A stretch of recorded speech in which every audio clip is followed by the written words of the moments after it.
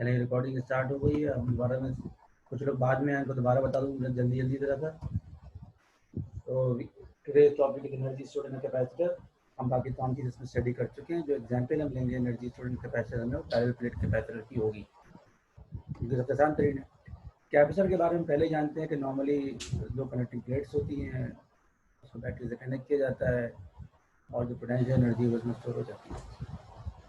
जो whole phenomena है उसके लिए कंसिडर करने के लिए हमें अगली डायग्राम देखनी होगी, और उस डायग्राम में मैंने पहले प्लेट कैपेसिटर की एग्जाम्पल ली और बाकी तरीके से समझाया। ये डायग्राम जो है वो बुक जो हमने इसमें फॉलो की है वो physics for scientist and engineers है, सर्वे एंड जेविट की, और उसमें बुक डायग्राम भी मौजूद है, उस वहीं से ली गई ये डायग्राम। ये इसमें देखिए एक बैटरी है, कैपेसिटर है, स्विच है। जब स्विच क्लोज होता है तो तमाम के तमाम जो करंट है, इलेक्ट्रॉन हैं, वो एक प्लेट से मूव होते हैं थ्रू बैटरी स्विच होते हैं, दूसरी प्लेट तक जाते हैं। जिस प्लेट से वो जाते हैं उस प्लेट को लीव कर जाता है पॉजिटिवली चार्ज, जिस प्लेट पर पहुँचते हैं नेगेटिवली चार्ज हो जाती है। जो बैटरी है उसके अंदर केमिकल एनर्जी स्टोर होती है, और जैसे जैसे टाइम गुजरता है केमिकल एनर्जी उसमें रिड्यूस होती है, और जो रिडक्शन होता है वो सारा का सारा स्टोर हो जाता है कैपेसिटर में। जो इक्वेशन है इसके लिए उसके हम सपोज करते हैं कि अमाउंट ऑफ चार्ज जो होगा वो क्यू होगा इसमें स्टोर, और पोटेंशियल डिफरेंस जो है दिया जा सकता है del V equal to Q over C. जो वर्क डन रिक्वायर्ड है जहाँ का हमारी क्वेश्चन है वो है कि किसी भी सब्सटेंस को हम किसी जगह डिस्प्लेस करें बाय यूजिंग अ फोर्स। यहाँ पर जो वर्क डन है वो डिवाइड होता है potential difference, work done per unit charge को पोटेंशियल डिफरेंस कहते हैं, वहीं से हमने इक्वेशन निकाली है।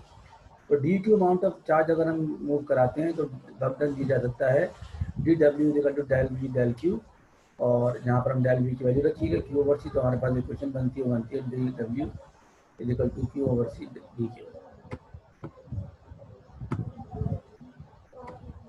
नेक्स्ट जो टोटल वर्क डन जो रिक्वायर्ड है उसके लिए हम जो लिमिट्स लगाते हैं कि शुरुआत में जब बिल्कुल खाली था कैपेसिटर तो अमाउंट ऑफ चार्ज उसमें स्टोर होता है वो क्यू इक्वल टू जीरो था, और it can be filled up to q equal to capital Q.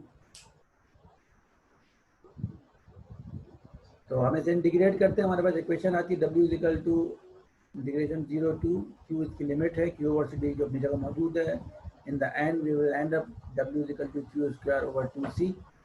The total जो वर्क डन है वही एनर्जी स्टोर होता है, तो उसको हम रिप्लेस करते हैं यू ई से, और जो एनर्जी स्टोर होगी बराबर होगी क्यू स्क्वायर ओवर टू सी के।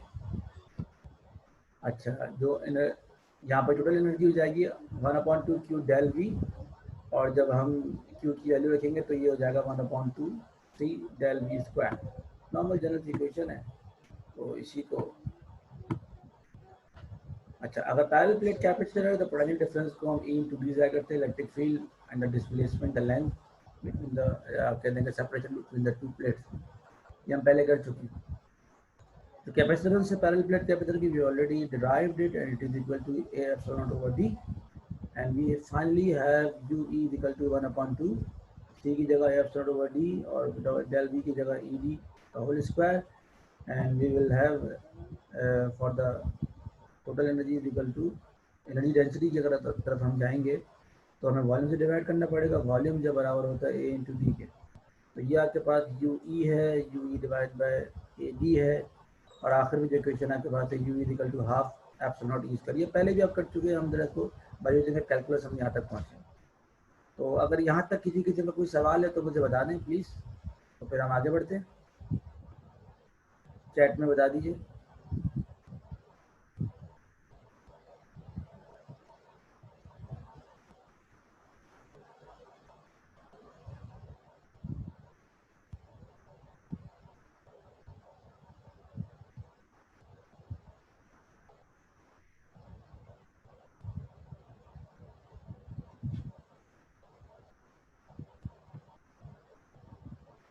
किसी में कोई सवाल?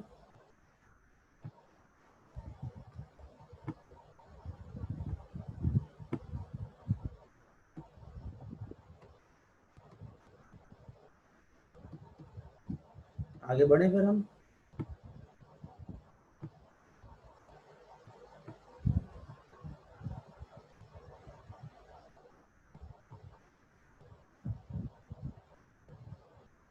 Everyone is listening?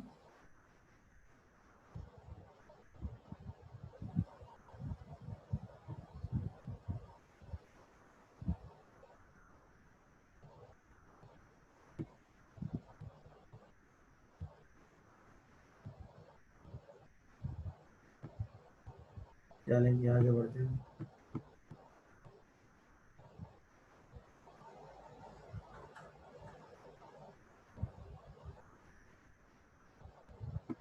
अच्छा, नेक्स्ट जो हमारे पास है जो टॉपिक है वो है कैपेसिटर विद डाइलेक्ट्रिक। तो इसके लिए सबसे पहले तो हमें ये समझना पड़ेगा इलेक्ट्रिक होते क्या। Dielectric are actually the non conducting material, और ये इंसुलेटर्स भी हो सकते हैं, इंसुलेटर्स ही होते हैं एक्चुअली, और it can be a paper, wax और रबर एंड एनीथिंग एल्स। तो हमारे पास एक पैरेलल प्लेट कैपेसिटर होगी, क्या होगा सॉरी, और हम सपोज करते हैं कि वो ऑलमोस्ट फुल है without the presence of dielectric. तो जो अमाउंट ऑफ चार्ज जो कि उस पर ईच प्लेट पर छोड़े वो क्यू नॉट है, जो पोटेंशियल डिफरेंस है बिटवीन द टू प्लेट्स वो डेल वी नॉट है, और हम कह सकते हैं कि without the presence of the dielectric the potential difference between the two plates can be given as del V naught is equal to Q naught over C naught. जैसे ही हम डाइलेक्ट्रिक स्लेब इंसर्ट करते हैं between the two plates में, जो देखा गया वो ये, जो उन दोनों प्लेट्स के दरमियान जो पोटेंशियल डिफरेंस है वो डिक्रीज होता है बाय अ फैक्टर के की वैल्यू हमेशा 1 से ज़्यादा होती है। अच्छा, अगर हम अमाउंट ऑफ चार्ज को सपोज कर लें कि वो चेंज नहीं होगा, it will remain Q not, तो हम लिख सकते हैं कि because of the insertion of the dielectric slab we have a new capacitance which can be given as C is equal to Q naught same, cannot be changed, and divided by del V। अगर हम इसकी value रखते हैं तो ये बराबर आती है C is equal to Q naught del V naught over kappa के ऊपर आ जाएगा, और हम नज़र ये आता है कि एक्चुअली जो नई कैपेसिटेंस है वो एक्चुअली मल्टीपल होता है ओरिजिनल कैपेसिटेंस का या ट्रू कैपेसिटेंस का मल्टीप्लाई बाय कैपा। अच्छा, तो for a parallel plate capacitor ये इक्वेशन बन जाएगी C इज इक्वल टू के एप्सिलॉन नॉट ओवर डी। तो कैपा का फैक्टर हमेशा 1 से ज़्यादा, तो clearly capacitance in the presence of the dielectric बढ़ जाती है। अच्छा, एडवांटेजेस क्या हैं, डिसएडवांटेजेस क्या हैं किसी भी डाइलेक्ट्रिक स्लेब को लगाने के। तो पहली बात, जैसे ही हम डाइलेक्ट्रिक स्लेब इंसर्ट करेंगे कुछ चीज़ें हमें फ़ौरन हासिल होती हैं। पहली बात, कैपेसिटेंस इंक्रीज हो जाएगी। तो अगर किसी कैपेसिटर की कैपेसिटेंस 5 माइक्रोफैराड की, इट विल बी 5.2 माइक्रोफैराड, में भी 6 to 7 माइक्रोफैराड हो सकती है। ऑपरेटिंग वोल्टेज इंक्रीज हो जाएगा। आपका ये कैपेसिटर की लिमिटेशन थी कि भाई 5 से 10 वोल्टेज के दरमियानी से इस्तेमाल करें, it can be increase up to 12 voltage, इससे ज़्यादा। और जब हम ज़्यादा वोल्टेज इस्तेमाल कर सकते हैं तो कैपेसिटेंस इसी तरह से बढ़ती है, अमाउंट ऑफ ज़्यादा हो सकता है। तीसरा जो पॉइंट है बड़ा समझने का है, वो है कि due to the mechanical support, मैं सपोर्ट का वर्ड इसमें गायब हो गया, because of the presence of electric the distance between the plates can be minimise. What does it mean? Actually होता ये है कि अगर हम बहुत ज़्यादा पोटेंशियल डिफरेंस अप्लाई करें तो बेतहाशा स्ट्रॉन्ग इलेक्ट्रिक फील्ड दोनों प्लेट्स के दरमियान जनरेट होती है। अगर डिस्टेंस बहुत ज़्यादा हो, प्लेट्स काफ़ी चौड़ी हो, तो they can be band towards each other. तो इसलिए हम लिमिट करते हैं कि हम ज़्यादा करीब नहीं ला सकते दो प्लेट्स को, क्योंकि दरमियान में कुछ भी नहीं होता। लेकिन अगर हम डायरेक्ट्रिक स्लेब इंसर्ट करते हैं दरमियान में, तो वो एक मैकेनिकल सपोर्ट भी मिलती है, हम बहुत कम डिस्टेंस भी रख सकते हैं, और हमें इस बात की कोई फिक्र नहीं होती कि वो प्लेट्स जो है वो बैंड हो जाएंगे, क्योंकि बीच में dielectric slab insert. What are the limitation? Limitation भी ऑब्वियसली, अगर अच्छी बात है तो कुछ बुरी बात है। बुरी बात यह है कि आपका ऑपरेटिंग वोल्टेज इनफाइनेटली इंक्रीज नहीं किया जा सकता। अगर हम बहुत ज़्यादा इंक्रीज करेंगे तो there will be electrical breakdown. जो बॉन्डिंग है डाइलेक्ट्रिक मटेरियल्स के एटम्स के दरमियान वो ब्रेक हो जाएगी, आयंस बन जाएंगे, फ्लो होना शुरू हो जाएगा, और यहाँ से तो maximum voltage a dielectric material can be the whole voltage is known as the dielectric strength of the material। तो आपने देखा होगा पंखे वंखे में अगर कभी खराब होता है बहुत सुबह, तो आप जब भी उसे कैपेसिटर निकालते हो घुमड़ा सा निकला हुआ होता है, उसमें बम सा होता है। एक्चुअली होता वो ये है कि बॉन्डिंग ब्रेक होती है, वो बर्न हो जाते हैं, बर्न होने के बाद बहुत बेतहाशा करंट फ्लो करता है, वो खराब हो जाता है। तो यही वो इशू जिसकी वजह से लिमिटेशन आती है। अच्छा, व्हाट इज द एटॉमिक, अच्छा ये बहुत ध्यान से समझिएगा क्योंकि इसका असाइनमेंट भी मैं आपको दूंगा, और वह atomic description of the dielectric. Actually होता क्या है कि मटेरियल जो होते हैं उनके अंदर मौजूद होते हैं पोलर, क्योंकि हमने जो सपोज किया है कि डायलेक्ट्रिक मटेरियल जो पोलर है, पोलर से हमारा देखिए पोल्स बने हुए होंगे प्लस माइनस होगा, but they are bonded together without the presence of the electric field. ये तमाम के तमाम जो डायपोल्स होते हैं ये रैंडमली बिखरे हुए होते हैं, उनकी फील्ड डायरेक्शन अलग आगे पीछे होती है। क्लियर नजर दिया देखिए, प्लस इसका एक एक डायपोल का प्लस इस तरफ है फर्स्ट डायग्राम में, दूसरे का उल्टा है, इस तरह से आगे पीछे घूम रहे, इनके दरमियान कोई प्रॉपर पैटर्न नहीं होता। जैसे हम इलेक्ट्रिक फील्ड इंसर्ट करते हैं या कोई फील्ड प्रोड्यूस करते हैं तो उसके नतीजे में होता है कि दे विल अलाइन देमसेल्फ, और तमाम के तमाम की जितने भी डायलेक्ट्रिक है उनका नेगेटिव पोल जो है एक तरफ पॉजिटिव प्लेट की तरफ और पॉजिटिव जो है नेगेटिव प्लेट की तरफ हो जाएगा। बिकॉज ऑफ दिस अलाइनमेंट यहाँ पर जनरेट होती है इंड्यूस इलेक्ट्रिक फील्ड, जिसे हम ई आई एन डी कह रहे हैं, ये बहुत कम होती है as compare to the applied field you have applied, लेकिन मेरे होती ज़रूर है। और इसके होने की वजह से होता यह है कि जो टोटल इलेक्ट्रिक फील्ड जो है वो इनके डिफरेंस जाहिर होती है और वो अमूमन कम होती है। यही वजह है कि वोल्टमीटर जब हम में चेक करते हैं तो इंसर्शन के बाद डायलेक्ट्रिक मटेरियल की पोटेंशियल डिफरेंस हमें कम मिलता है। ठीक है, इसकी पूरी डेरिवेशन मौजूद है, किताब में एक्सप्लेनेशन है, बहुत सारी किताब में, ज़रूरी नहीं कि आप यही किताब फॉलो करें, कोई और सी किताब भी फॉलो कर सकते हैं and you can go for that. तो आपका जो असाइनमेंट है वो दो हैं, एक तो मैंने बिल्कुल भी आपको नहीं बताया, तो आप खुद ही ढूंढिए, इतना मुश्किल नहीं है, और वह electric dipole in the presence of the electric field. एक डायपोल के साथ एक्चुअली होता क्या है जब उसको इलेक्ट्रिक फील्ड में रखा जाए, और दूसरा जो मैंने अभी आपको बताया atomic view of the electric, इसको ज़रा क्लियरली अपने ओन वर्ड में एक्सप्लेन करना है और मुझे बताना है। अब तक कोई सवाल है किसी के दिमाग में तो मुझसे पूछ लीजिए प्लीज़।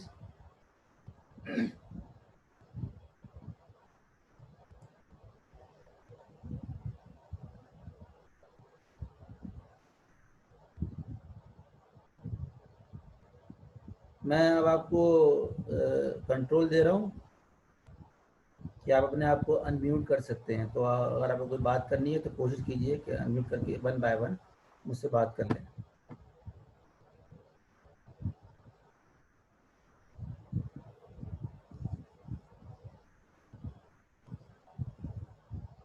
एनीवन?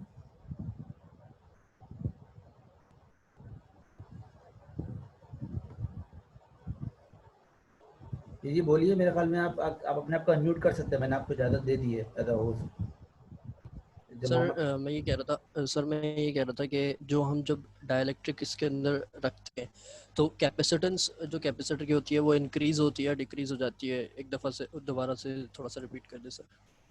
मैं स्लाइड यूज़ करूँ या ऐसे बता दूँ आपको? नहीं नहीं सर ऐसे ही बता दें, देखिए, ऐसे ही बता दें। दो कंडीशन याद है, मैंने सिर्फ एक कंडीशन एक्सप्लेन किया आपको। पहली कंडीशन तो ये है कि हमने सपोज किया हुआ है कि अमाउंट ऑफ चार्ज चेंज नहीं होगा, ठीक है, और हमने यानी बैटरी कनेक्ट की हुई है और उस कनेक्शन के दौरान कंटिन्यूटी में बीच में ग्लास स्लैब इंसर्ट की। अब होता ये है कि जैसे हम ग्लास स्लैब इंसर्ट करते हैं तो जो ऑपरेटिंग वोल्टेज है वो डिक्रीज हो जाता है।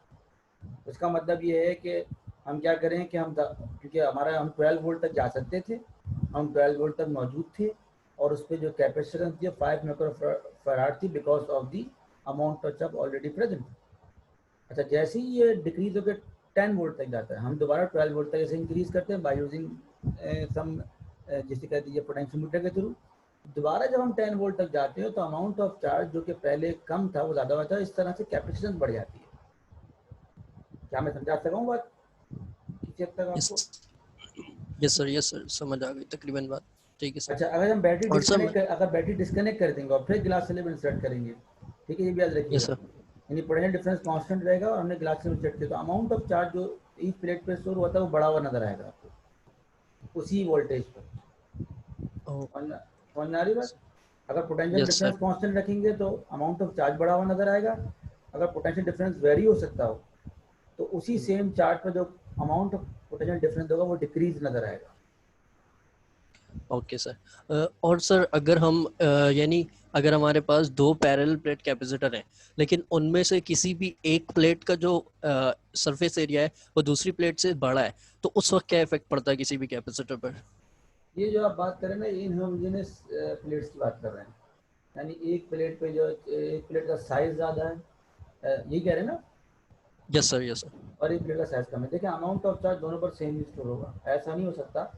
ये भी लिख लीजिए, बिल्कुल दिमाग में बिठा लीजिए, ऐसा नहीं हो सकता कि अगर आपने दो डिफरेंट प्लेट्स साइज प्लेट्स ली हैं तो एक प्लेट पर ज़्यादा charge because of the big size और दूसरी प्लेट पर ये म्यूचुअल अंडरस्टैंडिंग होती है। जितना अमाउंट ऑफ चार्ज वहाँ से निकलेगा एक प्लेट से उतने दूसरी प्लेट पर इजाफी आके स्टोर होगा।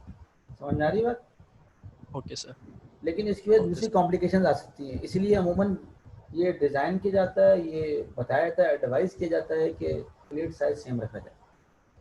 Okay sir, thank you sir.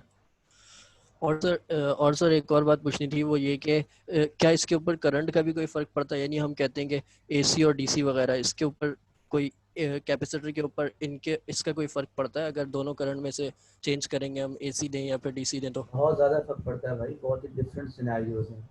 AC और डीसी के सिनेरियोज ही अलग हैं। आप खुद सोचें ना, पोलैरिटी चेंज कर देंगे आप। यानी पहले करंट जो है वो एक नेगेटिव चार्ज प्लेट से पॉजिटिव चार्ज पे जा रहा था, जैसे आपने पोलैरिटी Yes. चेंज की देन वो पॉजिटिव नेगेटिव जाएगा, तो सिनेरियो ही चेंज हो जाएगा, बहुत ही अलग इफेक्ट होगा। Okay sir.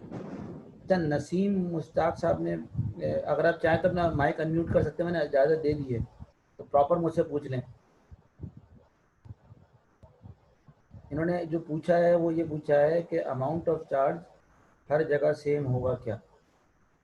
अब ये किस जगह की बात करें, अगर सिर्फ प्लेट्स की बात कर रहे हैं तो एक प्लेट पर जो अमाउंट ऑफ चार्ज होगा वो सेम होगा। ठीक है, अगर आपने पोटेंशियल डिफरेंस वेरी हो सकता हो तो, अगर पोटेंशियल डिफरेंस को आपने कंटिन्यूस सप्लाई दी हुई कि it has to be maintain to 10 volt, तो अमाउंट ऑफ चार्ज जो है प्लेट्स में because of the presence of the electric बढ़ जाएगा। क्या मैं जवाब दे सकूँ नसीम साहब आपको?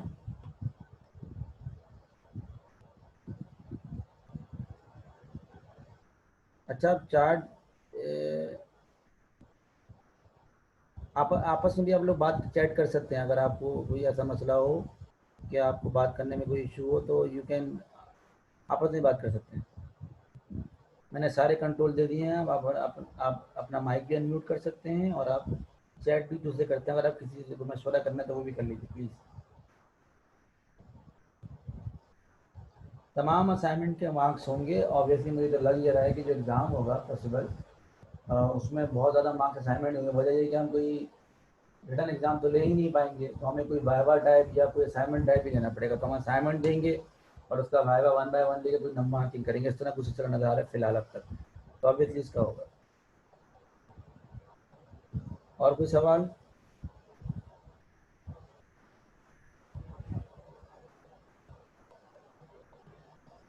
सबके समझ में आ गया एनर्जी स्टोर इन कैपेसिटर्स? और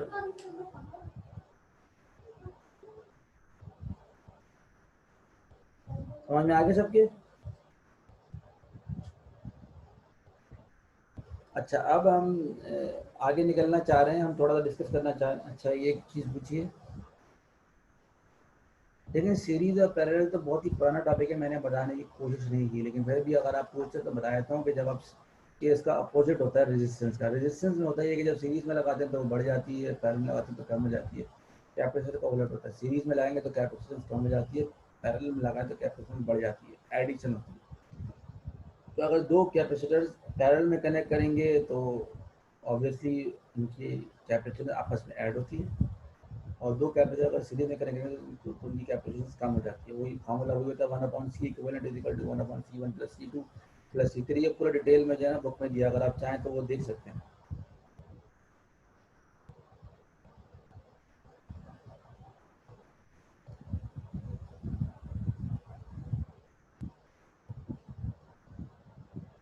जी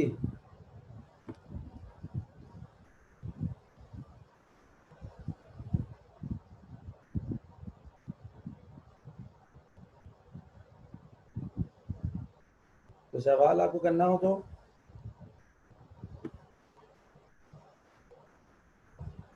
आप लोग अपने आप को अनम्यूट कर सकते हैं, आपके पास ये परमिशन मैंने दे दिया आपको। अगर आपको कुछ पूछनी है तो मुझसे पूछ लें।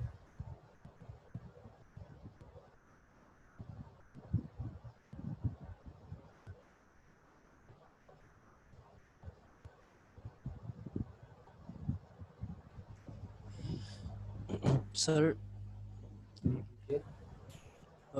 सर आपने जो असाइनमेंट दिया है भी वो वाला कैपेसिटेंस वाला, उसमें जो पहला वाला क्वेश्चन है कोएक्साइल केबल वाला, उसमें जो हमारी जो इनर वाला कोर है, मतलब इनर वाला जो सिलेंडर है उसकी उसके अंदर जो चार्जेस हैं वो कुछ और हैं, और जो बाहर वाला सिलेंडर है उसके जो चार्जेस हैं वो कुछ और हैं। सर इसमें समझ नहीं आ रहा है कि इसकी जो वोल्टेज है वो किस तरह निकलेगा। जब सवाल पे जाने दे रहा था, मैं सवाल पे चले जाऊँ। ये था कि a 50 meter length of coaxial cable has an inner conductor that has a diameter of 2.58 millimeter and carries a charge of 8.10 microcoulomb. The surrounding conductor has an inner diameter of 7.27 millimeter. तो एक का diameter हो गया 2.5 inner वाले का, ऊपर बड़े वाले का 7.27। जो चार्ज दिया हुआ है वो आपको 8.10 माइक्रोकूलम है। तो दोनों पर चार्ज है वो अपोजिट होता है, एक पे पॉजिटिव एक पे negative. The amount of charge actually 8.10 microcoulomb. Assume the region between the conductor is air. Air है, डाइलेक्ट्रिक जब वन ही होता है उसमें। तो आपसे पूछा कि what is the capacitance of the capacitor, तो बहुत ही क्लियर है। तो इसमें कोई ऐसी बात तो नहीं है। इसमें क्या पूछना चाह रहे हैं मैं, हेलो? नहीं सर कैपेसिटेंस तो समझ आ गई है, वो वोल्टेज नहीं समझ आ रहा, अच्छा, व्हाट वोल्टेज इज द किस तरह डिफरेंस निकलेगा। Between the two conductors? Yes sir, potential difference. Capacitance अगर आपने निकाल लिया, देखें बहुत ही आसान है, Q इक्वल टू सी भी होता है। अगर आपको कैपेसिटेंस मालूम हो गई है, चार्ज ही मालूम है, तो वोल्टेज निकालने में क्या मुश्किल है? नहीं सर वो चार्ज ये नहीं समझ आ रहा था कि दोनों अलग अलग चार्जेस, तो क्या दोनों अलग अलग कनेक्टेड चार्जेस होंगे नहीं ऐसा। है, ये अलग अलग चार्जेस नहीं। देखें ये एक्चुअली उन्होंने किया है कि पॉजिटिव प्लेट का चार्ज बताया और नेगेटिव प्लेट का चार्ज बताया। अमाउंट ऑफ चार्ज तो 8.10 माइक्रोकूलम भी होगा, यही यूज होगा। ये दोनों ऐड नहीं होंगे, 16.20 माइक्रोकूलम नहीं होगा। ठीक है, ओके सर, ओके सर।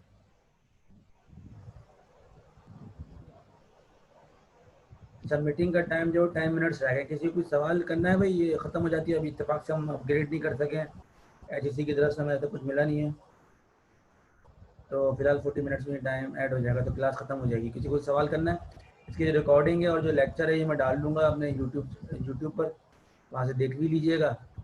और वॉइस ओवर के साथ मैंने आपको स्लाइड ऑलरेडी सेंड कर दी है, वो भी देख लीजिएगा। ये जो पूरी रिकॉर्डिंग है ये भी आ जाएगी। और कोई सवाल किसी ने करना है?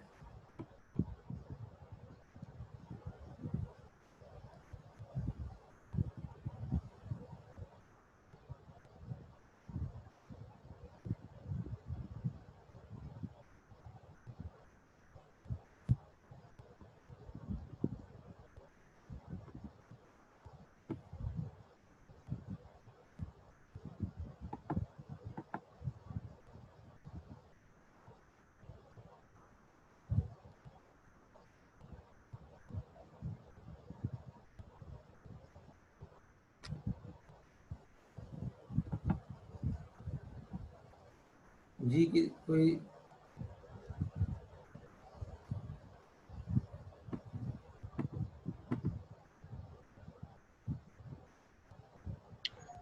अस्सलाम वालेकुम सर। सर ये असाइनमेंट कब तक जमा करनी है? विद इन 1 वीक, एक हफ्ते के अंदर।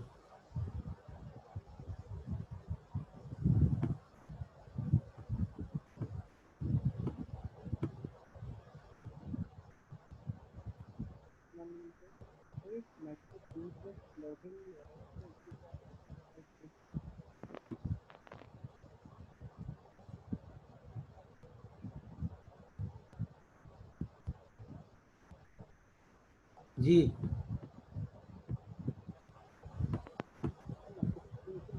आवाज़ मुझे नहीं आ रही है रोहन साहब आपकी, ज़रा दोबारा बोलेंगे ज़रा ज़ोर से? नहीं, अभी भी बहुत ही दबी। अगर ऐसा हो सकता है कि अगर आप चैट पे मुझे लिख दें, क्योंकि मुझे आवाज़ बिल्कुल नहीं आ रही है आपकी, बहुत ही। हाँ, आप थोड़ी बहुत शायद सही हुई कुछ। सर अब आ रही है आवाज? हाँ, अब आवाज़ आ रही है, बोलिए, कहिए। सर माइक्रोसॉफ्ट टीम्स में लॉगिन नहीं हो रहा है मेरा। लॉगिन नहीं हो रहा है? आपने लॉगिन बनाया था अपना? जी सर, जो आपने मतलब मेरे पास तो मेल आ गई थी कि you are added as a guest, तो फिर उसके बाद भी लॉगिन नहीं हो रहा है, तो ये क्या इशू है? देखिए इसमें एक इशू ये तो ये है कि गैस के कुछ लिमिटेशंस हैं, गैस के राइट जो है ना मेंबर के लिए ज़रूरी है कि अगर आपका यूनिवर्सिटी ऑफ कराची का ईमेल एड्रेस हो ना uk.edu.pk तो एज ए मेंबर आ सकते जी हैं, और मेंबर करने में कुछ राइट्स होते हैं, कुछ मिल सकते हैं आपको। एज अ गेस्ट आते हैं तो भी लॉगिन तो होता है, लेकिन आपके पास कुछ चीज़ें नहीं आती। मेरे ख्याल में आप कुछ गलती तो नहीं कर रहे, लॉगिन बनाते वक्त कोई सर पासवर्ड मैं दोबारा। सर मैं लॉगिन कर रहा हूँ, तो तो मेरे पास आ रहा है कि सेटअप द टीम्स और डिसमिस। तो सेटअप भी टीम्स में जा रहा हूँ, तो उसमें या तो आपको अपना ईमेल एड्रेस देना पड़ेगा जिसमें आपने एक बनाया होगा, वो आप भेज दें, या तो उसी से ही होता है। मैंने एक अपने दोस्त से पूछा था, उसने बोला था कि सर का एक ईमेल एड्रेस आएगा जो एक मेन होगा, उसी के जरिए ही सब लॉगिन करते हैं। एक टीम कोड ऐसा होता है, होता है टीम कोड मैंने आपको सेंड किया था, वो मिलेगा था आपको team code? Team sir code team को। टैग किया था मैंने, टीम कोड सबको। अगर आपको ईमेल एड्रेस चाहिए तो वो तो बहुत आसान है, मैं सेंड कर अभी लिख देता हूँ सबके लिए। सर अभी मेरे ईमेल एड्रेस पे मुझे आपकी मेल कंफर्मेशन को वो आ रही है, मेल तो रिसीव हो रही है मुझे माइक्रोसॉफ्ट टीम्स की तरफ से भी और आपकी तरफ से भी, जो आपने मुझे एज अ गेस्ट ऐड करा है, मगर लॉगिन नहीं हो रहा है टीम्स ऐप में। अच्छा, तो ये मैंने देखें, ये मेरा ईमेल एड्रेस है। अच्छा, ये प्राइवेट ही जा रहा है, क्या चक्कर है पता नहीं। जी नसीब साहब के बाद चलाइए, मैं एवरीवन पब्लिकली कर देता हूँ। आप सर व्हाट्सएप पे ग्रुप में भेज दिएगा।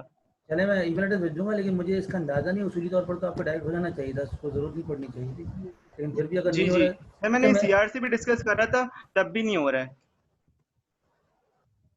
मैंने शाजर से भी डिस्कस की थी इस बारे में, मैं तब भी लॉगिन नहीं हो रहा। वो अच्छा कंफर्मेशन को देखिए ईमेल एड्रेस रिसीव। जी ये मैं एक ईमेल एड्रेस दे रहा हूँ अपना, जिसके ज़रिए जी मैंने ये पूरा अकाउंट बनाया है।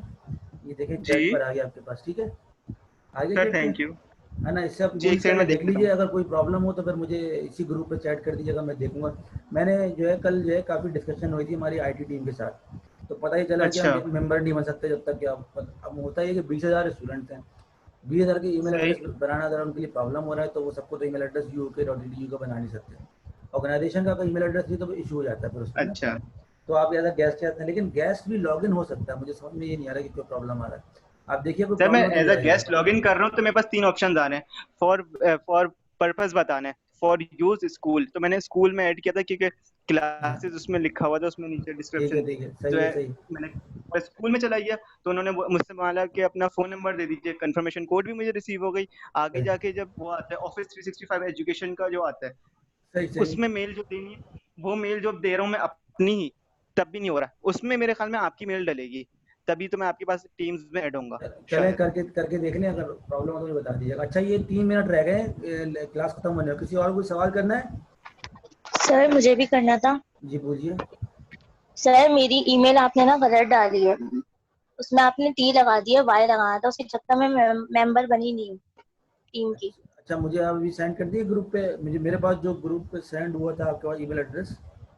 सर मैंने सही की थी, वो आप थोड़ी सी मिस्टेक हो गई है शायद, तो चले, आपने मैं टी लगा दिया वाई की दोबारा जगह। मुझे ग्रुप पे सेंड कर दें अपना ईमेल एड्रेस ना, जी सर तो मैं भी कर देती हूँ। मैं फिर आपको फिर दोबारा ऐड कर लेता हूँ, ठीक है?